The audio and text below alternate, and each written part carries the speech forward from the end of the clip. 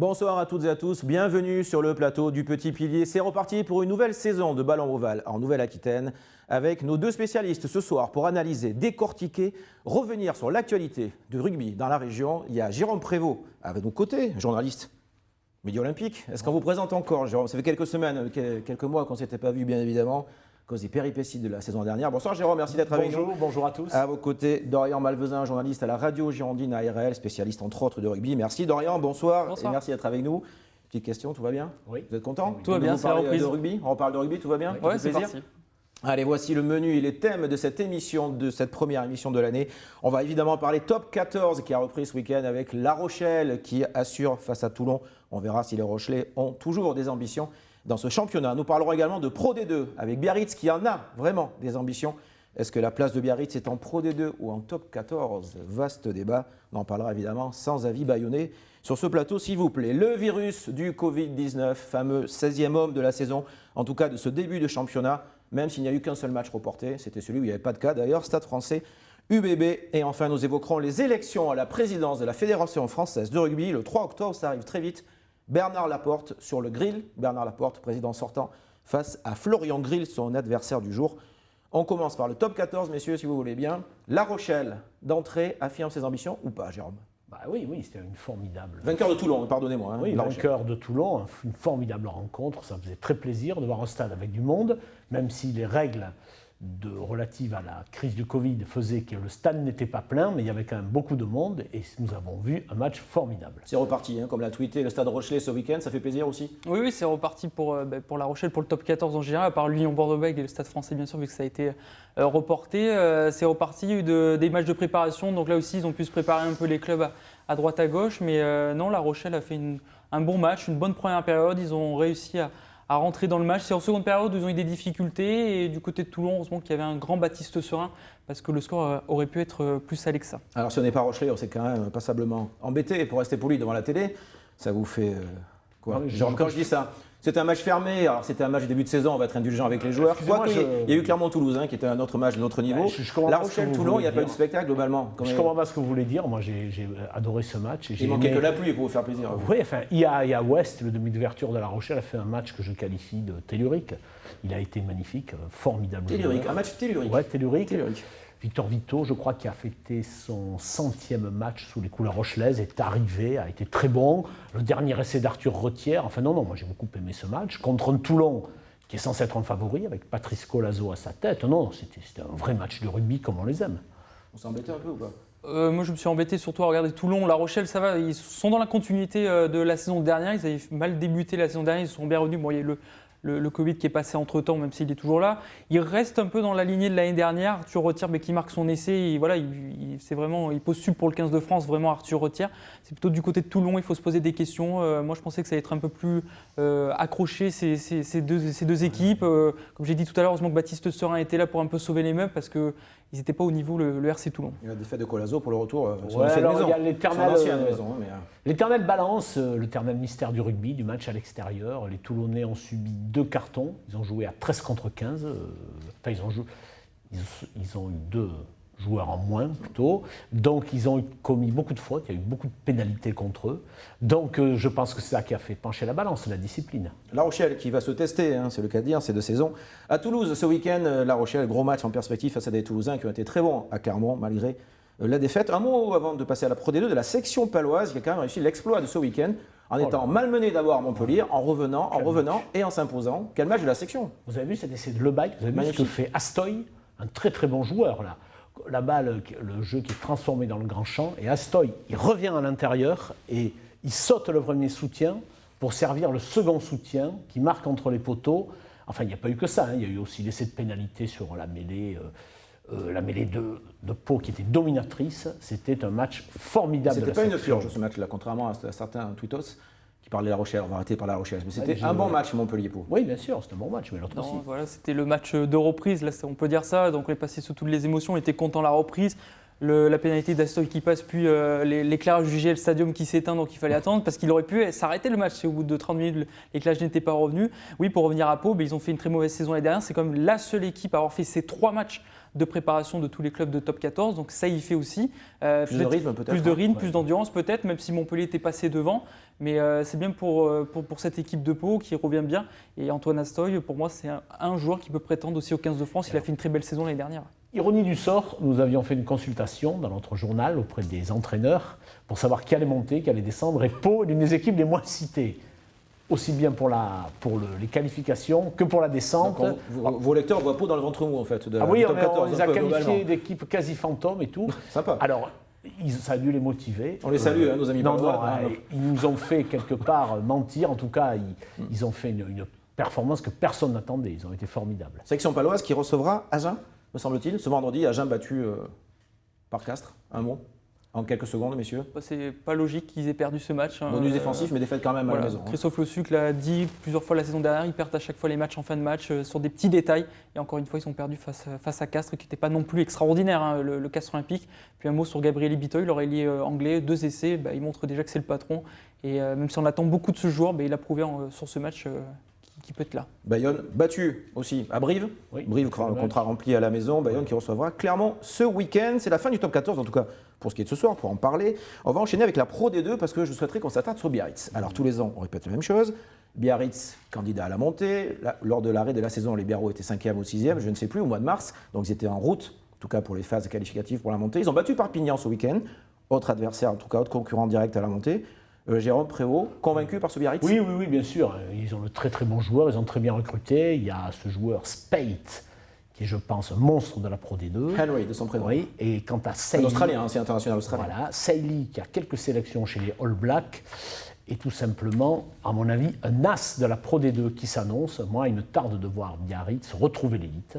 J'espère dans un climat serein. J'espère que Monsieur le Président Aldiger et Madame la maire de Biarritz vont trouver un terrain d'entente. C'est un peu tendu en ce moment. Oui, j'ai lu ça dans la presse, moi je trouve ça dommage. Baïder et Rostegui qui a payé sa place pour assister au match, parce que c'était quelques frictions, on va dire. Oui, alors je n'ai pas suivi le dossier de très très près. Il y a eu quelques frictions sur le fameux plan immobilier d'Aguilera du stade. Quand on aime le BO, on espère que tout ça va s'apaiser. Dorian ? Biarritz, le niveau de top 14, je ne sais pas s'ils ont le niveau. Après, je vais parler juste parce que j'ai vu des matchs de préparation de Biarritz face à l'UBB, qui est quand même un cadre de l'Union Bordeaux-Bègles. On a vu qu'ils ont tenu en première période, mais qu'en deuxième période, ils ont complètement craqué. Donc, ils n'ont pas le niveau, moi je pense, du top 14. Ils ont le niveau peut-être d'un SU Agen, mais de jouer en bas de tableau. Ça va être compliqué s'ils veulent monter en top 14. Par contre, en Pro D2, oui, ils roulent sur tout le monde. Ils ont vraiment le niveau de la Pro D2. Mais en top 14, il y a encore une grande marche à surmonter pour le BO. Et ce championnat va être encore, probablement en Pro D2, extrêmement dense. Ouais. On a vu Grenoble, Nevers, Biarritz, Perpignan. Qu'est-ce qui fait la différence dans une saison comme ça, en Pro D2, pour arriver à ce Graal du top 14 ? Qu'est-ce que c'est ? Pas avoir de blessés, d'avoir un petit peu, pas de chance. Il y a des résultats, bien évidemment, et comment on arrive à monter comme ça ? Parce que c'est long. Ouais, c'est un parcours du combattant pour arriver en top 14. Ouais, moi je pense, mais je ne vais pas réinventer le rugby là devant vous. Vous pouvez, allez-y, on est entre nous. Bon, je pense qu'il faut faire un bon départ et espérer qu'après... Un bon milieu et une bonne fin. Non, alors ça c'est le contre-la-montre au cyclisme. Non, il faut espérer un bon départ en espérant que les visiteurs qui viennent chez vous au fil de la saison ne viennent pas pour gagner. Voilà. Comme ça, vous engrangez les points. Oui, après les clubs de Pro D2, on va dire c'est toujours les mêmes qui se battent pour monter. Il y a des clubs, ils font l'ascenseur. Perpignan, quand ils montent, ils redescendent tout de suite. Grenoble, c'est pareil. Agen, c'était pareil à une époque. Bon, ils arrivaient à se stabiliser. Mais c'est vrai que les clubs comme Vannes, qui est plutôt bon en Pro D2, arrivent à arriver en play-off mais ne passent pas la marche. Après, c'est peut-être leur niveau à Vannes, la Pro D2 aussi. C'est peut-être le niveau de la Pro D2, comme certains clubs de foot en Ligue 2, c'est leur niveau de Ligue 2. Et c'est peut-être là, c'est vrai que les clubs qu'on cite qui peuvent monter à la liste, c'est Biarritz, Perpignan, donc des clubs qui ont déjà fait le top 14, qui ont de l'expérience par rapport à des clubs comme Vannes, Soyaux, Angoulême par exemple, qui n'arrivent pas peut-être à franchir ce pas. Des clubs historiques qu'on a aussi peut-être envie, peut-être un peu nostalgique de voir au plus haut niveau. Il y a un club historique qu'on aimerait voir, mais qu'on verra peut-être pas l'an prochain, c'est Béziers, après le western qu'ils nous ont fait vivre cet été. On vend pas. Je suis un peu triste pour tous nos amis biterrois, un club qui compte sur des supporters très très fidèles. Et c'est un peu dommage que tout ça se soit terminé aussi mal. Voilà, j'espère qu'ils ne vont pas le payer très cher sportivement. En tout cas, on aura droit à un petit aperçu avec Béziers qui jouait en début de semaine son match à Mont-de-Marsan, qui avait été décalé le week-end dernier à cause des fameux cas de Covid. Quelle belle transition, quelle belle passe croisée pour le troisième thème de ce soir, le Covid-19. Alors le voilà, ce fameux virus dont on parle depuis 6 mois, dans des domaines bien plus sérieux que le sport, mais qui perturbe ce début de championnat. Alors on nous avait prédit un petit peu l'apocalypse, première journée de top 14 de Pro D2, il y aurait des matchs, beaucoup de matchs reportés, il n'y en a eu qu'un. Stade français UBB, et le seul où il n'y a pas de Covid dans les joueurs. On va quand même s'attarder un petit peu sur ce paradoxe. Le Stade français a fait pression pour décaler le match. Ils ont dit que non, mais bon, on n'est pas obligé de les croire. On n'est pas obligé de les croire. Est-ce qu'ils vont passer ils ont été autorisés à reporter le match, mais je crois avoir lu qu'ils allaient passer en commission de discipline, c'est ça? Pour savoir s'ils ont... Voilà, pour bien vérifier. Je trouve ça un peu dur pour l'UBB, moi. L'UBB, quand même, cette année 2020, l'UBB la paye cher, quoi. Ils n'ont pas pu jouer ce match-là, alors que moi, je pense que je les comprends, moi, dans leurs arguments, sincèrement. Tout le monde ne pense pas la même chose que moi, c'est vrai, mais moi, je comprends pourquoi l'UBB était énervé. Et le propriétaire du Stade français, en début de semaine, qui est épinglé, Laurent Marty, dans la presse nationale, qui ne comprenait pas la réaction de Laurent Marty. Bon, Christophe Furios aussi est monté au créneau pour râler contre ce report. Il ne comprenait pas la position de Laurent Marty. Après, le vrai report, peut-être, c'est pas les cas de Covid dans l'effectif, c'est le cas que le Stade français n'ait fait aucun match de préparation pour pas qu'il la caisse. Après, ils ne sont pas prêts face à l'UBB, mais est-ce qu'ils seront prêts face à Castres la semaine prochaine? Ça sera toujours leur premier match. Ça sera toujours leur premier match, il y aura toujours ce problème. Moi, au début, j'étais un peu... J'ai dit, bon, oui, il faudrait le reporter, les pauvres, le Stade français. Au fur et à mesure qu'on écoute un peu à droite à gauche, notamment Christophe Furios qui dit pourquoi on ne ferait pas comme en Angleterre, si on ne peut pas aligner une feuille de match de 20 équipes, on déclare forfait. Parce que c'est quand même la responsabilité des joueurs. C'est le protocole sanitaire est en train d'évoluer d'ailleurs cette semaine. La LNR a aussi déconseillé au Stade français d'aller en stage à Nice aussi. Ils ont dit, n'y allez pas, enfin, si vous ne pouvez pas y aller, ils ont fait une fête un peu, non, aussi, non? Oui, comme dans certains... C'est ce qui se dit un peu, ils ont fait un peu une petite fête. Je crois qu'ils ont fait une soirée, il y a des photos, non, qui ont circulé sur, comment on appelle ça? Après, tous les clubs ont fait des fêtes, il y a eu des semaines de... Les réseaux sociaux, voilà, j'ignore. Il y a eu des semaines de repos, l'UBB aussi faisait un peu la fête à droite à gauche, et je vous garantis que Christophe Furios, le lundi, il suait, il espérait pas qu'il y ait des tests. C'est-à-dire qu'il y a eu des joueurs de première ligne qui étaient hors d'état de jouer, c'est ça, ils ont dit qu'ils n'étaient pas en mesure de présenter une première ligne expérimentée, capable de jouer. C'est ce qu'ils ont dit. Mais bon, en temps normal, si vous avez plein de blessés, à la limite, pourquoi pas reporter le match aussi? Vous comprenez ce que je veux dire? Le principal problème, alors pour les joueurs, ça n'est bien évidemment le Covid-19 avec les conséquences physiques que ça peut avoir sur leur santé, c'est un problème très très important en revanche pour les clubs. Même si La Rochelle, le week-end dernier, a eu une geôle supplémentaire, Brive aussi, l'UBB non, la Gironde reste en zone rouge. 5000 personnes ce week-end pour le match contre Brive. Des inquiétudes de Laurent Marty notamment. Bon, on le sait, l'UBB, c'est un club qui attire beaucoup.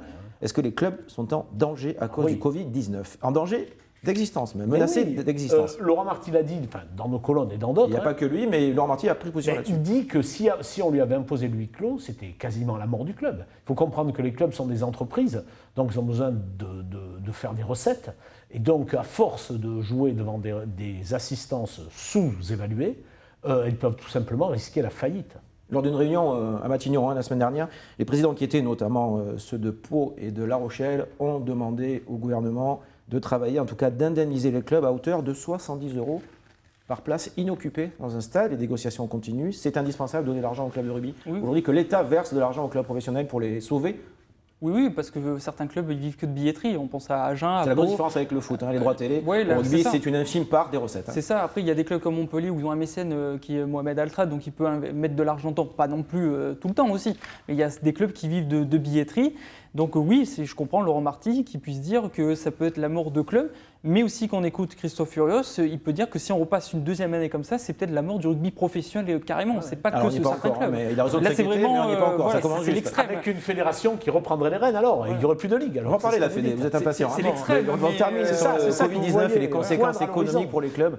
La clé, c'est que les partenaires puissent aller au stade. Si les partenaires n'y vont pas... parce qu'on nous explique que les places qualifiées de VIP, c'est-à-dire les places achetées par les partenaires, c'est ça qui fait vraiment vivre un club. Si vous ne pouvez pas accueillir ces partenaires, notamment dans les loges, sur le plan financier, c'est très très grave. Aujourd'hui, l'Union Bordeaux-Bègles face à Brive, c'est abonnés et partenaires en priorité, pas de vente de billets. Voilà, aucune vente de billets en ce début de semaine pour ce match. Ce premier match, d'ailleurs, c'est le premier match à domicile, mais c'est aussi le premier match de l'UBB, puisque celui au Stade français avait été reporté. Ça sera ce samedi face à Brive au Stade Chaban-Delmas, devant donc un maximum de 5000 personnes. Ça va faire un peu vide au Stade Chaban-Delmas, qui peut en contenir quasiment 7 fois plus. Dernier débat du soir, messieurs. Je sais que vous êtes impatients. La Fédération française, on va parler politique, parce que le sport aussi, bien évidemment, c'est politique. 3 octobre, dans le match, Bernard Laporte, président sortant, face à Florian Grill, son adversaire d'ailleurs, il n'y en a pas d'autre. Est-ce que Bernard Laporte va être réélu ? Écoutez, ou pas, c'est une question, ou pas. Alors, j'ai envie de vous dire d'attendre quelques jours, car à Midi Olympique, nous allons peut-être faire une consultation. Nous allons appeler des centaines de clubs pour essayer d'avoir une idée. Je dis ça parce qu'il y a 4 ans... Vous savez ce qu'on en pense des sondages. Attention. Entre le sondage et la réalité, les élections françaises sont là pour le prouver depuis quelques années. Il y a 4 ans, tout le monde voyait Pierre Camus réélu Et nous avions fait une consultation et nous nous étions Un rendus choix compte, déterminant, dit Florian Grill. nous nous étions rendus compte qu'il y avait une percée de Bernard Laporte auprès des clubs. On rappelle que c'est les clubs qui votent en fonction de leur nombre de licenciés. Donc, attendez quelques jours, nous aurons une tendance. Nous avons fait déjà une consultation en juillet. Bernard Laporte était en tête, mais Florian Grill n'était pas encore très connu et beaucoup de gens ne se prononçaient pas. Midi Olympique, c'est l'hebdo de la consultation. Quoi. C'est consulter essaie, tout ça. on essaie. C'est le pouls de l'opinion, Dorian. Ouais, on essaie. Dorian, Comme vous l'avez dit, Nicolas, c'est dans tout domaine. On l'a vu aux dernières élections municipales, ça change par pourcentage. Donc là, ça peut changer. Bernard Laporte n'est pas non plus intouchable. Donc on va voir. C'est vrai que Florian Grill avait proposé de reporter les élections un petit peu plus tard pour faire campagne, parce qu'ils n'ont pas pu faire la campagne pendant le confinement, etc. Bernard toujours élégante la campagne, comme toutes les campagnes électorales, il y a quelques plaquages à retardement un petit peu. C'est ça. Et surtout que Bernard Laporte avait refusé de reporter ses élections. Donc c'est-à-dire qu'il y a peu de temps pour faire cette campagne. Donc on va dire que Bernard Laporte a un petit avantage sur ça par rapport à Florian Grill. Ce sont deux conceptions du rugby qui s'opposent ou pas? Oui, quand même, c'est pas la même personnalité, c'est pas tout à Donc fait. c'est un vrai choix politique. Oui, c'est pas tout à fait le même discours. Évidemment, il y a l'avantage au sortant, parce qu'on parle beaucoup de Laporte pour ses fonctions. C'est normal, il est président. Alors le camp Grill va vous dire que ça avantage Laporte d'être dans les médias, spécialisés notamment, ça c'est sûr. Alors voilà pourquoi une campagne courte est censée avantager Bernard Laporte. Deux conceptions du rugby qui s'opposent ou pas? Oui, c'est compliqué d'avoir deux réelles visions différentes, non ou pas? Non, quand vous écoutez ce que dit Florian Grill, il a des arguments pour vous expliquer qu'il fera le contraire, enfin des choses très différentes de Bernard Laporte. Notamment sur l'arbitrage. Sur l'arbitrage, il semble, Bernard Laporte dit que c'est à la Fédé et au comité de financer les arbitres. On parle du monde amateur, dans les clubs amateurs et plus hauts clubs. Du monde amateur, c'est vrai que on les côtoie un petit peu, les clubs amateurs, notamment en Gironde. C'est vrai que ça change tous les ans, que ce soit les règles, etc. Ils en ont un petit peu marre. C'est vrai qu'on expérimente surtout en amateur les règles et après on passe ça au rugby professionnel. C'est vrai que des échos que j'ai pu avoir de certains clubs, c'est vrai qu'ils sont très contents des années de Bernard Laporte parce qu'ils ont eu plus de moyens, plus aussi de matériel, de ballons, etc., pour plus investir dans les écoles de rugby.